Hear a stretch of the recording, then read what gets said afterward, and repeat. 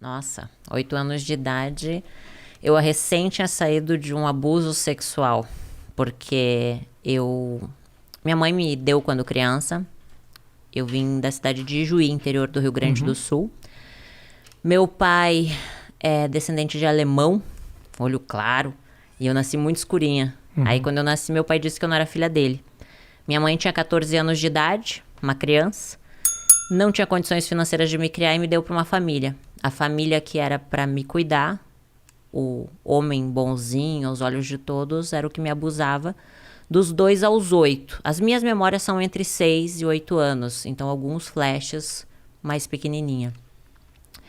Nesse período, eu sofria muito já, porque quando a gente é abusada, a gente não tá entendendo o que tá acontecendo, até porque existiam ameaças da parte dele na época se eu contasse pra alguém.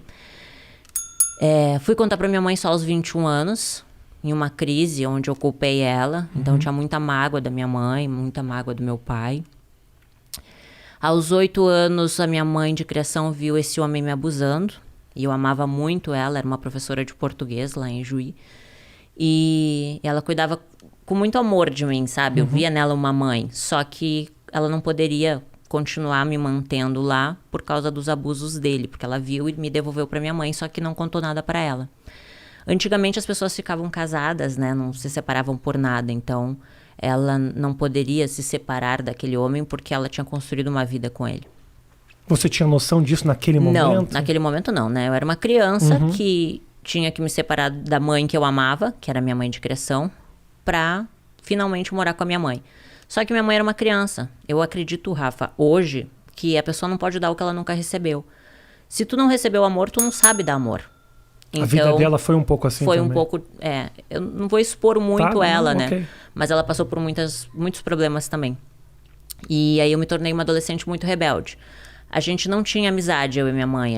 Ela brigava muito comigo, me batia muito. Então, aos 11 anos, eu comecei a fumar cigarro, beber, colocava piercing para chamar atenção. Até eu tenho a sobrancelha rasgada aqui, porque eu mesma furei a minha própria sobrancelha na frente do espelho. Botei um brinco gigante, porque eu já queria chamar atenção. Na verdade, eu queria ser amada, né? Eu buscava a atenção das pessoas, né?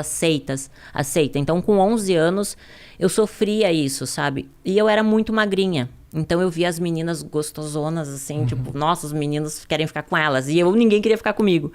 E aí eu colocava meia dentro do sutiã pra ter, sabe, peitos. E passei por vários problemas naquela época de depressão, só que eu não entendia, porque naquela época a gente não conseguia conversar com ninguém, não tinha internet como é hoje. Então nas minhas agendas eu falava que eu queria morrer, que eu queria matar todo mundo. E... Só desculpa te interromper, mas... o abuso acabou da onde, assim? Só quando a minha mãe de criação viu ele me abusando sexualmente. Então teve um confronto. Isso, aí ela me deu pra minha mãe. Tá, e aí momento. minha mãe morava em Porto Alegre. Então eu saí de Juí pra Porto Alegre pra morar com a minha mãe. Minha mãe é uma criança, né? Imagina, ela me ganhou com 14 anos. Minha mãe tinha que trabalhar muito de manhã e de tarde, chegava muito de noite. Então a minha vida era comer miojo e salsicha. E aí, ir pro colégio sozinha e voltar sozinha. Então, ali eu me tornei muito rebelde. Porque a minha mãe queria que eu fizesse comida, limpasse a casa. Obrigações de um adulto. Sim. E ela não sabia conversar comigo. Então, ela me agredia muito. Assim, de agressões, assim, de me violentar mesmo, sabe? Com palavras também, palavras que me machucavam. Então, eu nutria muito ódio dentro de mim. Com 13 anos, eu comecei a fumar maconha. Com 14 anos, eu fugi de casa, vendi todas as minhas fitas de videogame para poder fugir de casa e peguei todos os ursos e fugi com os ursos. Aí fui para uma vila lá em Porto Alegre e a minha mãe me achou com a polícia. Daí, quando a minha mãe me achou, ela me disse, agora tu vai morar com teu pai. E eu não conhecia direito meu pai. Mas foi bom, foi um período muito bom, meu pai é uma pessoa incrível. Aí eu consegui conhecer ele de verdade, né? E acabei... tendo minha primeira relação sexual com meu meio-irmão. Porque pra mim eu não conhecia ele. Ele era filho do meu pai, um menino bonito da minha idade. A gente começou a ir pros bailes junto, bebi e acabou rolando. 13 anos mais ou menos? 14 anos. Só que assim, até então, eu nem entendia direito o que era irmão. Sabe quando a vida vai acontecendo, você é uma criança, você não tem um pai e uma mãe pra te orientar em nada. E você aprende pelas situações que te colocam. E nem valores, princípios, não existia um direcionamento. Nunca, tipo, alguém disse assim, olha, vai estudar, vai fazer uma faculdade, sabe? Não existiam esses valores. E aí, com 14 para 15 aconteceu isso. Aí, na festa de 15 anos, a minha mãe foi lá e disse, filha, eu te amo, volta para casa.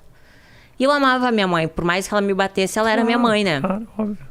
E aí, quando eu fui morar com a minha mãe de volta, eu tava no colégio. Um lencinho pra mim aí, ô Matheus. Aí eu tava no colégio e conheci o pai do meu filho. Uhum. E aí na família dele eu vi a família que eu não tinha. Aquela estrutura familiar de churrasco final de semana, sabe? Os filhos debaixo da asa da mamãe. Minha sogra muito carinhosa comigo. Então eu me apaixonei pela família dele. E eu era uma criança, eu tinha 15 anos.